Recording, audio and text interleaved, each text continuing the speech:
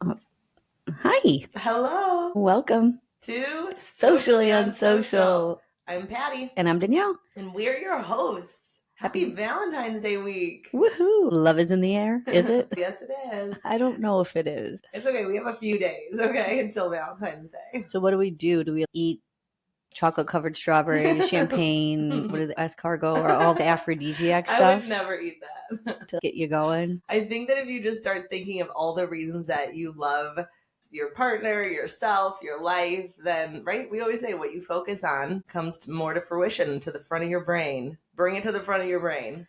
Maybe it's because I'm coming off of 10 days straight with my husband. That's never easy. And maybe I need a little distance in between. Distance makes the heart grow fonder kind of thing. 10 days with anybody. I remember they would always say, do not room with your best friend in college because it's going to ruin your friendship. And then they're like, oh, but by the way, 10 years later, 15 years later, go ahead and marry your best friend. Move in and see how that works out for everybody. Like, what? Good point. I did live with my best friend my freshman year of college. How'd it go? I think we did okay. Oh, are you still best friends? Yeah. Aw, who is it? Katie. Nice. Yeah. That's nice. Obviously, you see different ways of how they live, like messy versus clean. And then things start to drive you crazy. The way things drive you crazy? No, not you. With the laundry list of pet peeves. I almost feel bad for Katie in this scenario because there's no winning. She walked in losing with rooming with you. Back then, she didn't care about anything. She was very carefree. So if like I said something, she'd be like, I don't care. I'm just going to let my shit pile up. Or I don't care if me drinking out of a water bottle and the sounds I make annoy you. I'm just going to keep doing it. You have very specific. I have like flashbacks. It's in my head right now, a reel of Western Illinois my freshman year playing through my head. Now, what'd you do the next year? Did you guys room together? No, we got solo. We are allowed to do solo dorms. And you're like, peace out. We lived on the same floor still. Nice. But everyone that we made friends with ended up getting their own solo room. That's cool. More space for activities. That was over 20 years ago. Yeah. That's scary. It's so scary. Yeah. That's a long time ago. I know the other day I found myself being like 2000. Oh, a couple of years ago was 2000. And I'm like, nope. 25. Nope. Because even thinking about COVID 5 years ago. That's wild. And people are still blaming poor customer service on COVID. They're like, oh no, COVID. We had to get rid of it. Okay, that was 5 years ago. The world's back. Let's go. Yeah. We never really recovered. No. Our poor children. What's going to happen to them if we're babies about it? But we were like grown-ups. I feel like it's like the Great Depression where like adults might have remembered that, but kids, that they don't remember. No. There's a lot of things. Jay thinks that there's going to be like another pandemic as probably towards the end of our life. And I was like, we've gotten so smart. I'm not here for it. No. I'm not falling for that again. Nice try. I'm not going to be wiping down my grocery bags. Not this time. Now I know. Well, no, I'll still be like, just in case, let me just wipe it all off. Don't come in yet. Let me spray you down first. We watched someone in a car yesterday, and he's like, oh, they're driving with the mask on. I'm like, oh, people are still doing that. He goes, by the way they were driving and the car they were driving, I'm guessing they might have stole that car and the mask is just to mask their face. I was like, oh, yeah, maybe. That was scary. Yeah, when people, like, you can't even see who you're dealing with now because half their face is covered. Right. That had to be really hard for first responders and police officers and all of that. Yeah. Oh my gosh. It's like, hey, draw that drawing up of that thief that just robbed you. Okay, so his eyes were this. How detailed, yeah. How detailed can you get on those eyes? Did it have a birthmark around his eyes? Or a weird scar between his forehead? Oh, seriously. Well, speaking of first responders. We are the lucky wives of first responders. How many years have you been married? I am the worst girl in the entire world. You don't remember? Okay, so... It had to be 2017. Okay, so 2018. Is when you guys got married in January? Okay. February, yeah. February, okay. Yeah, so we're going on 8 years. Wow. Yeah. Oh. And then dating for forever. Wow. So dating for forever, you're right. Yeah. I remember, did we already talk about this? How at my engagement party or whatever it was, we played that game of the newlywed game. But we had a married couple, and then we had Mike and I who were engaged, and then we had you guys were just dating, and you guys won. Yeah, we cool like that. I just remember, oh man, they know each other really well. But yeah, so that's pretty cool. I always think about that and was like, look at them go. Yeah, Jay brings it up quite often too. That you guys won? Proud moment, yeah. You guys didn't even get a trophy, no award, no It's medal. okay. Look at that memory is carrying us. Because when was that engagement party? Whenever you guys fight, he thinks of it. That engagement party was in 2011. Shit, yeah. Probably, yeah, because we got married in 2012. It might have been March of 2012, but still, that's how many years ago. Yeah. His brain is like a steel trap too. So like you can tell him something once and he'll remember it for the rest of his life. Okay, so that's why you guys won. Well, probably. My memory's horrible. So nobody's going up against me. So it's more like the memory game, not the newlywed game. Well, you have to remember and care about the things, and then you still have to remember them about your partner. So it's like you have to care and remember it. It's a twofer. So which one do you think is more important? Caring or remembering? Well, I think that the fact that you have to care about it, because if you don't even let it register in your head, if Mike is walking around being like, this is the thing about gift giving too. If you have to remember that the person liked the certain product. Oh, what was it? Oh, my son. It was so sweet for Christmas. And he wrote me a card and he goes, Mom, I remember that you said you liked this when I made it. So I kept it aside for you and I wanted to surprise you and here's your gift. And I was like, that is so thoughtful. That's like He didn't get his memory from you. No, did not get the memory from me. But he so not only did he remember that I liked something and he held that close and then he remembered it. It was really sweet because sometimes you'll be like, oh shoot, I remember that person liked that. I should have got him that. Well, you didn't remember. So you ruined that gift opportunity. It's okay. I feel like you're being very hard on yourself and your memory right now. It's okay. Know your strengths, know your weaknesses. Yeah, well, good. Congratulations 12 years later on winning the newlywed game. Thank you. 8 years of being married for maybe 20 years total of being together. No. Ish. Yeah, 20 years almost. Yeah. You still learn. You still grow. You love them most days. You hate them. It's all the feelings. And I feel like it's okay. I feel like so many people put so much pressure on finding the perfect person and having the perfect relationship. Mm-hmm. And they sidestepped all the things that make something great or relatable or realistic. So I think I had told you this before. Jay never wanted to do the love language test. So when we were on vacation, this thing popped up on my phone. I'm like, oh, I'm going to ask you a series of questions, which was like later in the day. So he had a great day, a couple cocktails in, and he's answering the questions. And he's like, some of them are just so stupid. He's like, and some of these are on repeat. I get what they're doing. This is a psychological test. And at this point, he didn't know we were trying to find out his love language. Oh my gosh, you're so sneaky. 20, 30, it felt like it went on forever. 20, 30 minutes later, I'm like, okay, we're finally almost done. And it was a scam. Like, it's like, oh, put in your email address. You put in your email address. Okay, you want $7.99. I'm like, I'm not paying for this shit. Did you think they were going to give it to you for free? Of course it's a scam. I thought they were just collecting data and wanted my email address. I didn't think they were going to charge me $7.99. Oh, bummer. So all that work, and we don't know what his love language is. You didn't pay the $7.99 to get his love language? No. Oh, God. I did an IQ test last week in bed, and I was like, sure, you want $3? Let me know my IQ. I did all this work, right? I can't believe you didn't just pay it. No, I was so upset. Oh, and it was just actually just, funny because then you're just learning a little bit more about the conversations and hearing what he had to say, whether some of them were just by default because the other one was so stupid. That's like Mike's nightmare. I got us a deck of cards one time that was fun little talking points and questions for couples on a road trip. He was like, God, please help me. No. We did that too. But it was on flamingo cards or something on Instagram. Oh, cute.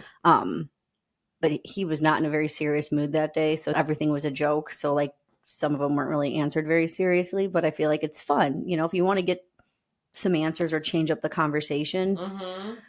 Because it's at one point over the 10 days, I was like, how could we possibly be having the same conversation again? I just sit there and I'm smiling and I'm like, oh my gosh, God bless people who've been together for 50, 60 years. How and why and go you. Yeah. Well, I think I mean, obviously it's got to be crazy, but when you're in an environment and there's things to talk about, it's one thing. If you're in the dead of the woods and you're lost and you have nothing to talk about, except, like that is horrible. But I don't know. It's like you need the outside entertainment, the outside things. Like even you and I, we could sit and if we don't go separate and live our lives, when we come back together, what do you talk about? I think maybe that's why certain relationships, when they say distance makes the heart grow fonder, and it's maybe not the distance, it's just that you live a life apart. So then when you guys come back together, you have things to teach each other, to grow with, and to talk about. And it's not just the same things. On vacation, yeah, it's the same. You wake up, you do the X, Y, and Z. Right. You're sharing new experiences. But I mean, yeah, I get it, because that's the only reason by me being married to a fireman who, if anyone out, God, sorry guys, I can't talk today. She's back from vacation. For those who don't know how it works for a fireman, they work 24 hours on. So they're at the fire station for 24 hours and then they're off for 48 hours. So that is literally the thing I thank for my marriage, his schedule. Because if he were a Monday through Friday, 9 to 5 person, and I had to spend every night and every weekend with him, I know myself, and it wouldn't last. I mean, no, you guys would be fine. It would just be a different type of challenge for you because you don't get alone time. You wouldn't be able to go out and foster your friendships as much because you'd be like, well, he's home and he's not going out, so I can't go to dinner with this friend.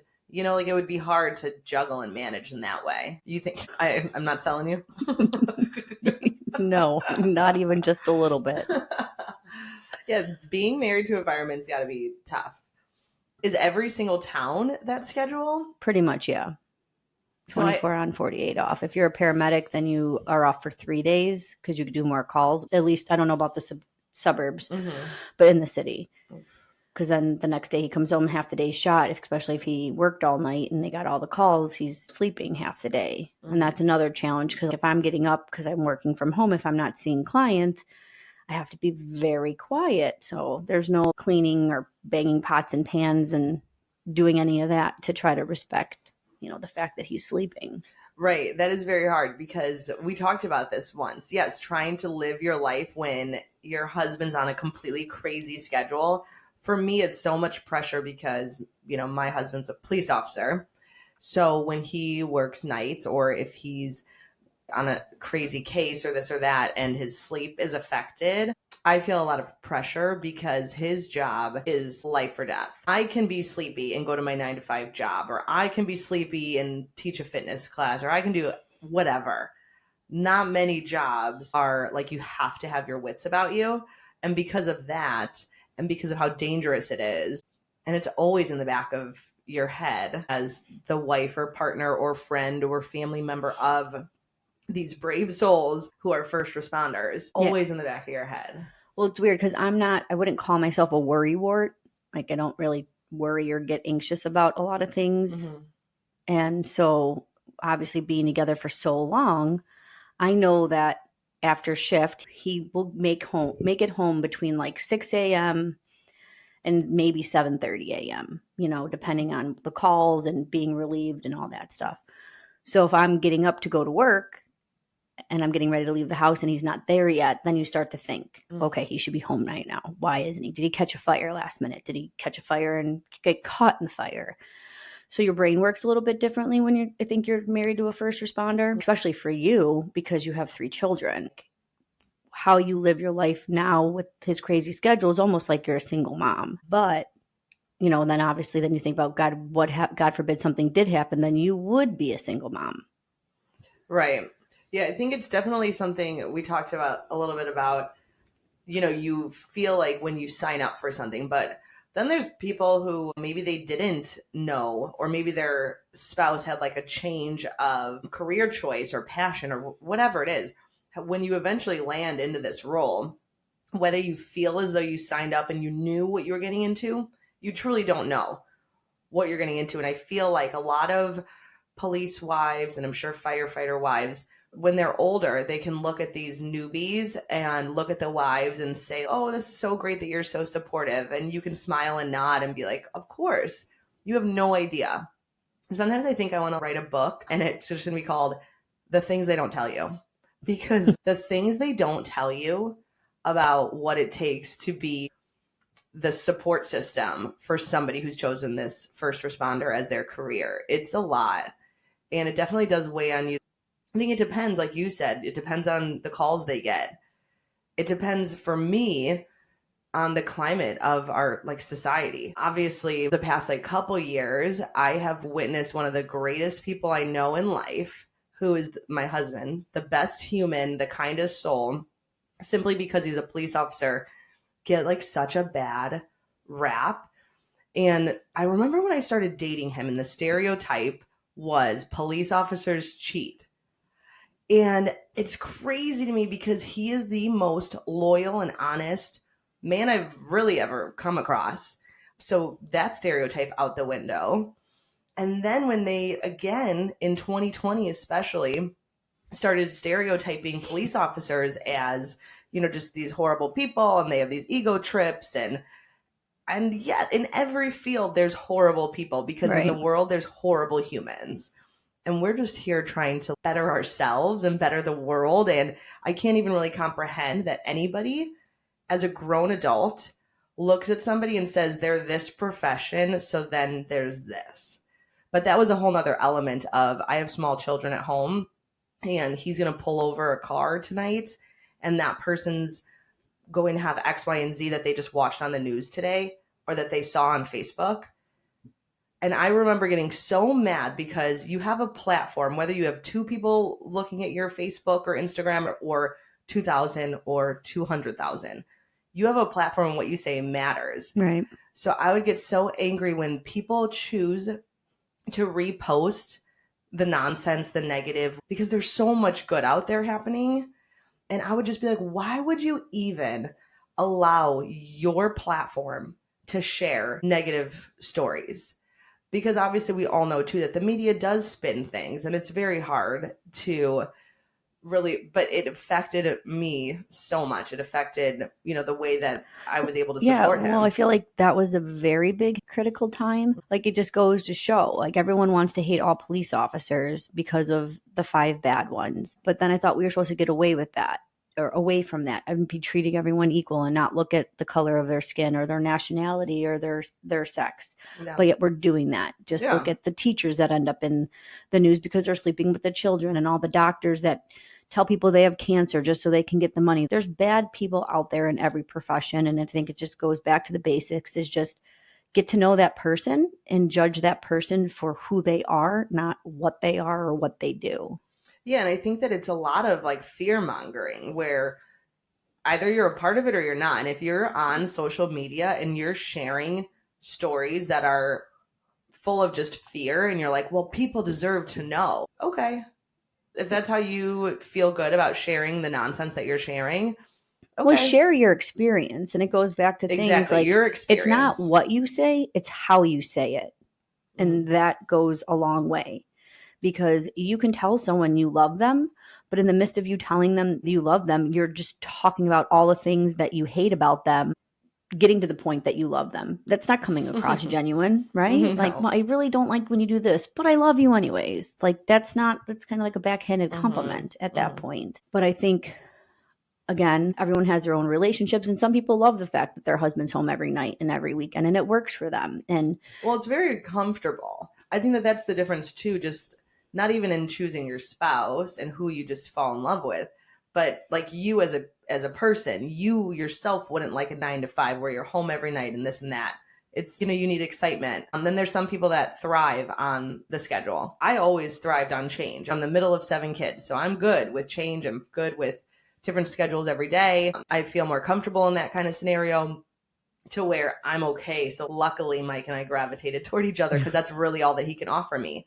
Police officers' schedules where he's at is 6 days on, 3 days off. We're constantly rotating the days that he even has off. So it's the craziest thing to try to manage and to try to obviously raise a family then. do you think Because I feel like there's a lot of things, especially having a family, that can get really chaotic and make you feel out of sorts and just get angry, maybe not at him, but at the job and the schedule.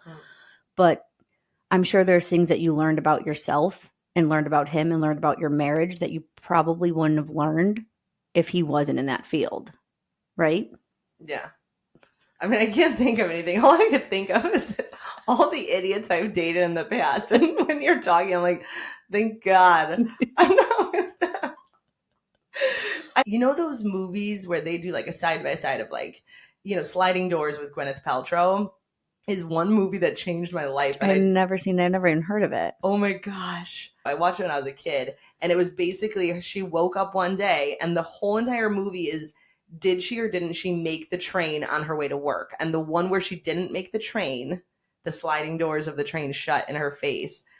She went home. She found her husband cheating. She did this. She did that. Like all these things then occurred because she didn't make the train. So sometimes I think that and I'm like, thank God. It's scary to think of the things that I would have learned or wouldn't have learned if I didn't meet Mike. Yeah. As crazy as it is, thank God.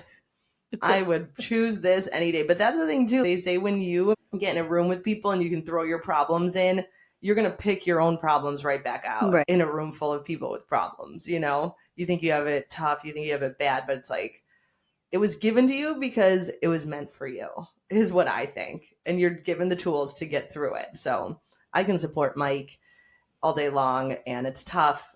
The kids adore him. Yeah, there's a lot of ups and downs. I saw on Instagram the other day somebody interviewing this old man, and I think he was like a well-accredited man as well, and he said the most important decision you'll ever make in your life, or he asked the guy interviewing, and he's like, the guy interviewing guest, he's like, your spouse, and he goes, exactly. He's like, that's the biggest decision you'll make in your life that's going to affect your life tremendously. If you pick the wrong spouse, your life is going to be shit, basically, because you're choosing to spend time and revolve your life around one person. And if that one person derails you at any moment, there goes your life too. It is so scary because I'm such a believer of love. So it's like, I saw that same clip and I agree. But also I'm like, you don't choose who you fall in love with. I know that's the whole thing too, because I say that to Jay all the time. Not that I'm condoning cheating or I'm condoning falling out of love. The fact that you have to start it with this. We have a problem. But like sirens going off, retract. So no, we do not condone cheating. but you can't help who you fall in love with, right? So like it goes back. I mean, I don't think it's happened in any of my friend groups, but you break up with your boyfriend and then all of a sudden your boyfriend and your best friend fall in love. Mm-hmm. Like first initial is like, what the fuck, right? But then you want to be happy because if they really love each other. No, you know what's crazy? If you're super similar to your best friend, like, yeah, that makes sense that your ex is going to go after your best friend because you guys are so similar. But then why did it work? Why didn't it work with you? God. So then it's they have something reasons, you don't have. So then it's more like not really about them. It's about you. Huh? Because you're not really mad at the fact that they're together. You're now mad at the fact, what does she have now that I don't have? Like, because you think that I always thought that even if the person that they dated after me wasn't my friend, I would still be like, what do they have that's going to make this work? But, when you're younger, it's nothing that you have or don't have because longevity hasn't proven itself yet. So she's new. That's what she has against you when you guys break up. No, I love how you said I don't condone cheating. Here's the thing. I think, especially I'm 13 years into the marriage, and I've heard a lot the past few years, and my mind is blown over these, and it's never somebody that I actually know. So of course it's like you hear through the grapevine of these stories of marriages falling apart. Marriages, more than 50% of them end in divorce. So this is the norm, is marriages falling apart. But I think that while you can't choose who you fall in love with, you can 1000% choose the things that you do every day that either does or doesn't put you in a situation where you are in close proximity, where you are going to be hit on, all these things. I work now in a gym. Or even my husband, they say, oh, police officers could potentially be cheaters because their schedules are so, I imagine it's because their schedules are wild. And it's their complex. It's their God complex. Well, I also think police officers, put them in a uniform. Yeah, who doesn't, who's not going to fall? Like when I see Mike in his uniform, I'm like, you are so handsome. Like, come on. So they have that going for them. But beyond that, like I work in the gym and people say that fitness, personal trainers, it's like sleazy, so sleazy. Well, what's wild is that I have never experienced that. I have been in working out almost every day in a boutique or large box gym, almost every day for 6-7 years. I'm trying to think. I don't think, and then I'm like, is something wrong with me? I have never been hit on at the gym. I don't think it's between the instructors. Even as a member, even when I go places as a member, I'm never hit on. And then I hear and I'm like, oh, this because I'm at like this upscale place and, nobody here is, sleazy or sleeping together or anything like that. No, they are. I come to find out they are, and they are, hooking up and this and that. But I don't give off the vibes, I guess.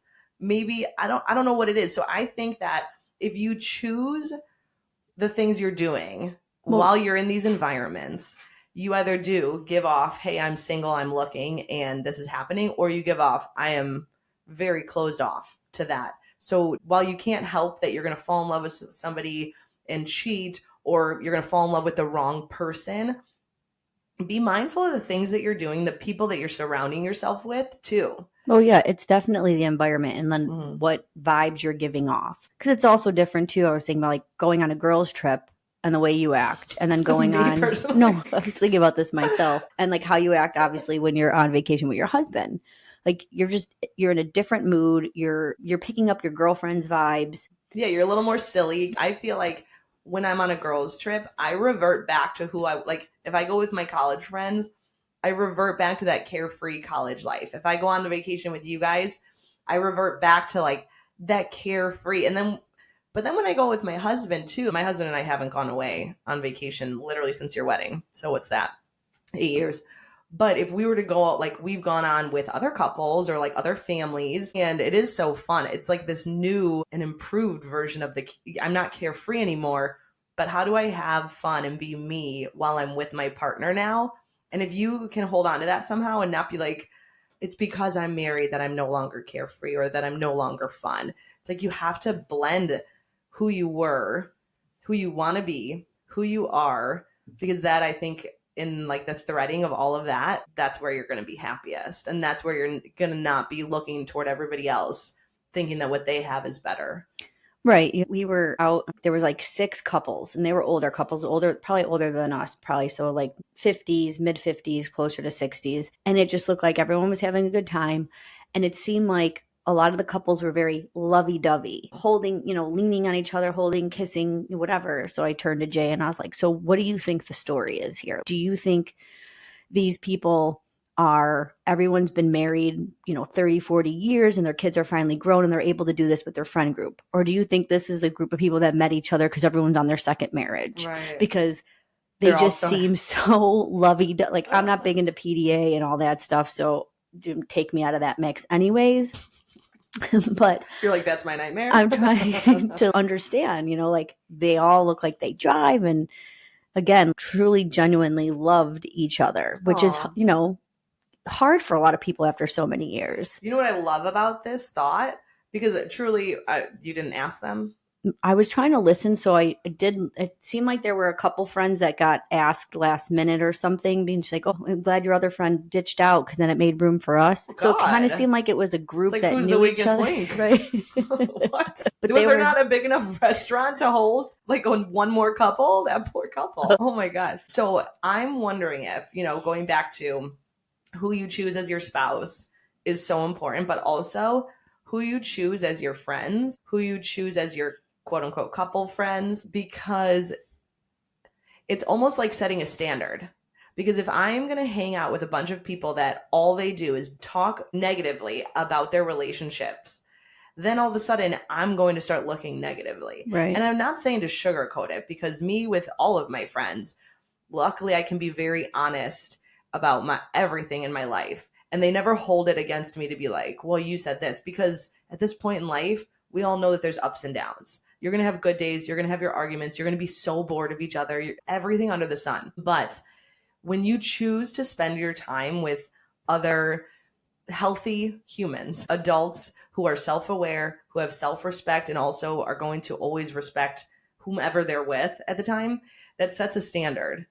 And you can say, well, I have this standard, but everybody in our circle is either cheating or going through nasty divorces and only out for themselves, this, that, whatever. Then your standard is automatically lowered, because there's just no way that you can strive for more when you're in this empty environment. But if you surround yourself with friends who have just similar goals, who have similar values, who have... Right. But I'm also going to challenge you on this, because I think it can work both ways. Totally. So while we were on our trip, we set a new rule. And we've done that through our relationship. We set rules to make our relationship better, because sometimes you need a rule to follow. Unsubscribe. No. You have rules over where you eat at a party. I like how you spin it, though. You're like, you need rules to get better, Jay. Let's make another rule. Let me add it to my spreadsheet.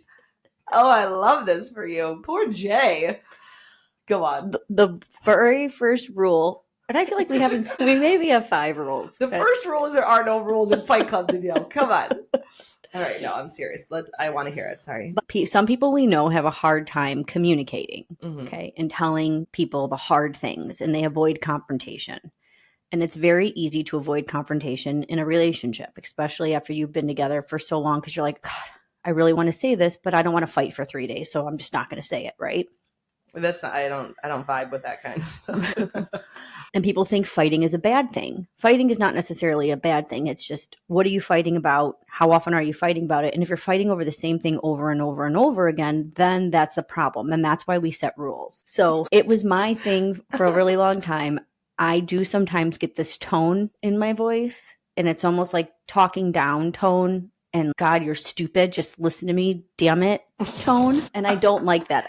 One of the things I don't like about myself, my dad taught me, you never talk down to anyone, no matter who they are, no matter what they say. So over the years, Jay has adopted this tone that when he's trying to tell me something or respond to me, he gets that negative talking down. So now we're both doing it, and it's awful. So we see, that is so crazy. He picked it up from you. But I bet you that he doesn't like when you do that. He doesn't. So then it's funny how your brain just does it.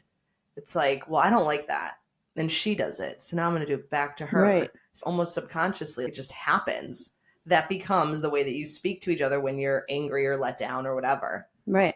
And so when we would bring it up before, the person would get defensive and be like, I didn't say it like that. I didn't say it like that. So while we're on this trip, it happened a few times, and I was like, okay, I have new rule. When you feel the other person is talking down in that negative tone, all you have to say is tone, and the person has to stop. There's no argument about you didn't say it, you did say it in that way. Tone, and we have to reset ourselves, reset the conversation, and then move on. I love that. So that rule worked. It probably saved ourselves from killing each other while we were away. And we kind of just still learning after all these years, that how to talk to each other, and there's better ways to talk to each other. You know what's so funny about this is that I completely agree with that rule. And it's interesting. Now you're liking the rules. Now I'm signing up for rules. No, when we were younger, me and my sisters had a rule. That was when things got too heated, we had this silly phrase that we would say. Hakuna Matata? No, but it was something that we all agreed on that would make us laugh and get over it and move on. But, to like kind of like a little warning sign. Hey, this is what's happening. And instead of sitting here, like you said, getting defensive and all this stuff, we're just going to nip it and move forward. So I do like that. And it's interesting because having so many siblings, for myself, I do feel like it has equipped me for my relationships and friendships as I grew up, because I understood that people are all so different, and I understood how I need to show up.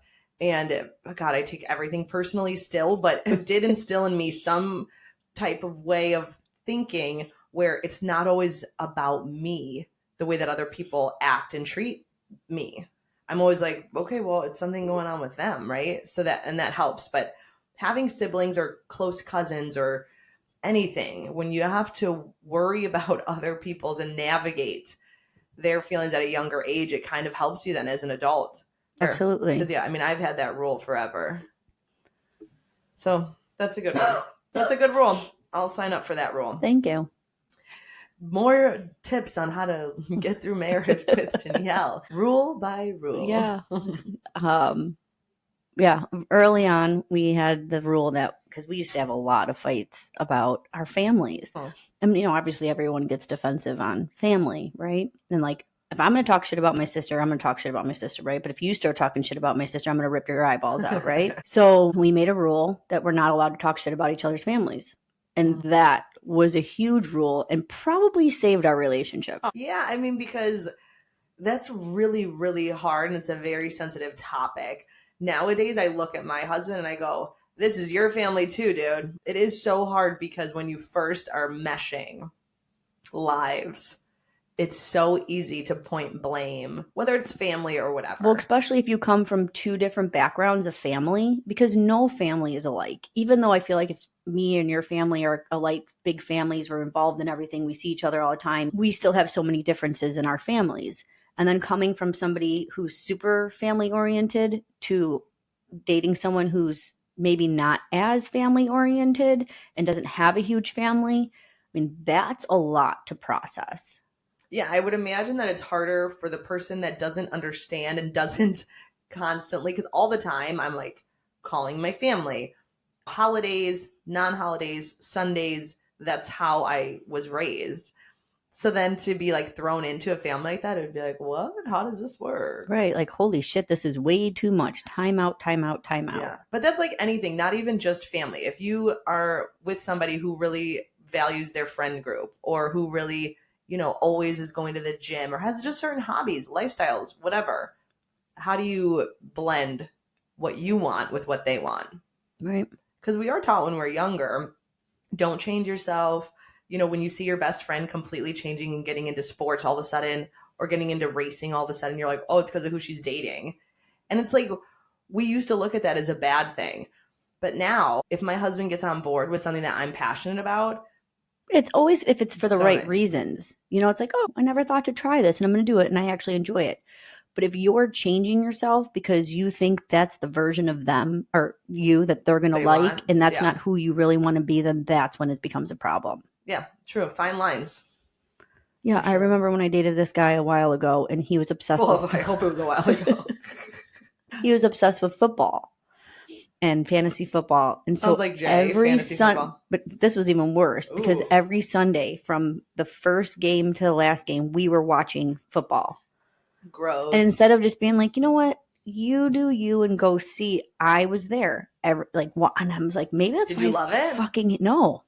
But you sat there? We were going like bars and stuff. So it was like, there was like ambiance and atmosphere, but there were so many better things I probably could have been doing.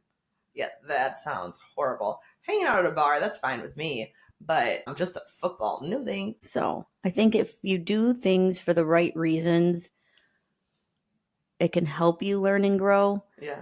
Especially if you're changing with the person and it's for the good of you and it's the good of your relationship. I think that's a good thing. But if you're doing it, what do they say? Somebody that you're with is supposed to help you be the better version of yourself and you're supposed to make them the better version of themselves. And Absolutely. It's not necessarily making them change. It's just encouraging them to be their best self.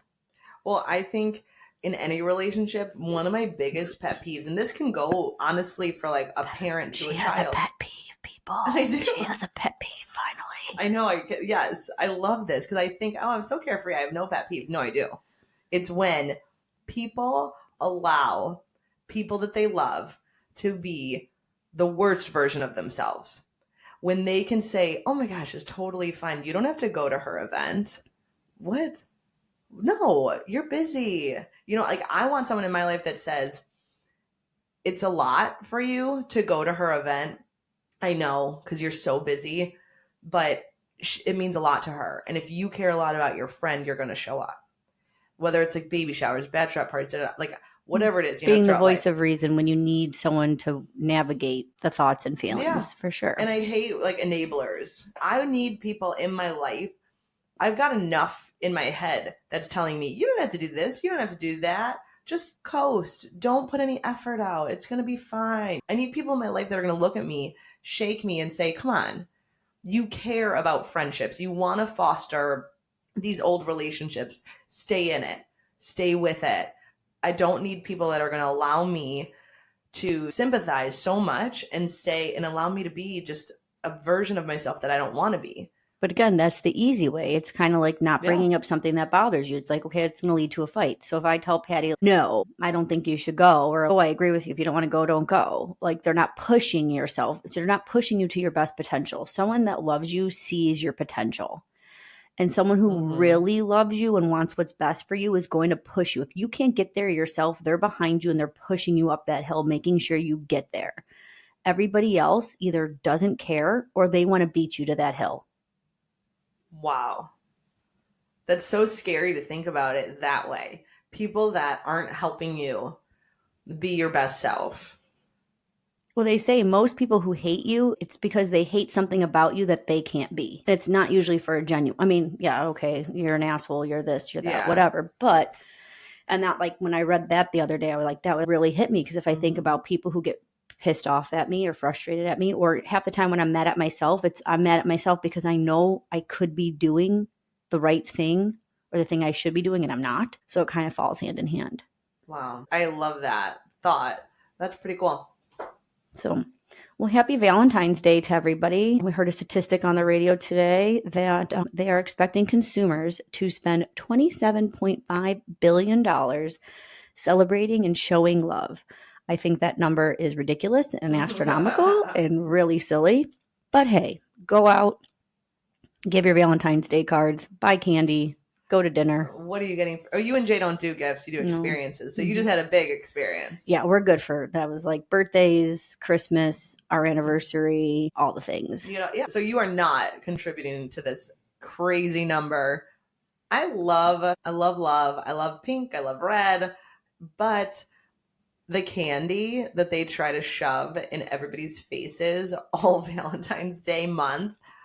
And then these poor kids, the schools do not allow food to come in for Valentine's Day. So I'm just like, perfect. Give them a Slinky that they can break and throw away in 3 days or recycle. Yeah, no candy. Yeah. We don't need it, especially with all the dyes. But by the way, your girl won the food babe thing. They're kicking ass. I cannot believe that. But I love how they're like, oh, it's going to take till 2027 to get all the red dye out of everything. Yeah. I think they're just that's a whole nother podcast. But yeah, watch what you are buying. Be mindful. Don't just buy things to buy things. I should have shared this video. Okay, now we're going off on a tangent and I'll wrap myself up. But if this really struck me, I watched this video yesterday and there was a guy saying, this is how sad we've gotten, that we literally let food on shelves control us instead of us controlling what we put in our mouth. He's like, so you basically are telling us when you're putting all that crap into your body that you don't have enough strength and willpower to say no, that you're letting that box of mac and cheese or that bag of chips have more power over you than you have over yourself. And I was like, oh, damn. So when I went to go reach for that bag of chips yesterday, I thought about that guy and I was like, no, I'm going to love my body. And I'm going to try not to put as much crap into it. Yeah, I'm going to pick up gardening this year. That's for sure. It'll be fun to see how. Hold me to it, please. Yeah, I will. I'm not going to actually do it, but I want to do it. I want to garden. I want to grow broccoli. I want to grow lettuce. I want to just have broccoli's. Well, we tried it. It's very hard.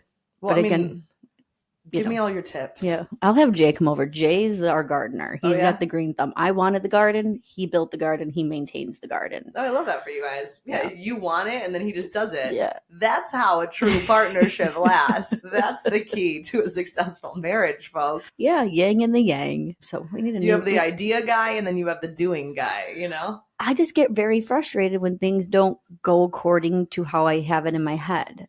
Shocking. So, and he has more patience than I. The last time I fed the garden, or Is that what you call it? no, Watered? not Watered the garden? no, planted stuff in the garden. Oh, I didn't realize the tags on the back of what you're planting tells you put what it to do? in the sun, kind of in the sun, put it Okay. a couple feet away from I each know other. that. So I just put everything next. I overcrowded the garden. Oh no. I was like, this was a disaster. So I was fired. Isn't there sheets that'll tell you what's going on with Again, gardens? I didn't do enough research, so that was my fault. I'm shocked. Yeah, you live and you learn. But Jay's mom has like a green thumb. She's more of the garden. My mom probably would get lost in a garden. My in-laws are really good with their garden. And the kids love it. They give us tomatoes, they give us cucumbers, zucchini, everything. Tomatoes are like cockroaches. They just grow and they grow and they grow. And then by the time you have so many tomatoes. Well, that's wonderful. Yeah. Because one of my favorite things is a caprese salad. So good. Make some tomato sauce. All right. Well, now that we've gotten super hungry, but we've gotten off the candy. So now, go have some vegetables. Yeah. Go have a salad. I love this for us. Yes. Go pick. Well, there's no garden right now unless you're in another state, but happy Valentine's Day. Happy Valentine's guys, Day. that means we're 10 days away from our event. I'm so excited. We didn't plug it at all this time. So 10 days. I'm so excited. Our guest count has rose dramatically. So I'm so happy to see so many people and so many people I haven't seen in so long. So we're really looking forward to it. If you haven't bought your tickets, buy them in advance. We just want to make sure we have enough food so you can show up the day of. But again, we just don't want anyone to go hungry. Yeah, it's $40 a ticket at Moretti's in Elgin, which is so close. Right off 90. Yeah, I don't know where you live, but it's right off 90. Meet us there. We're so excited. We are raising money for mental health awareness. It's going to be amazing. There's going to be a little shopping, some raffle giveaways. We're going to be there. Yeah. Lots of fun, friendly faces. Please join us. And then once again, thanks for listening. We're going to keep being us so you can keep being you. I thought you were going to forget. I almost did. Nailed it. Nailed it. Thank you.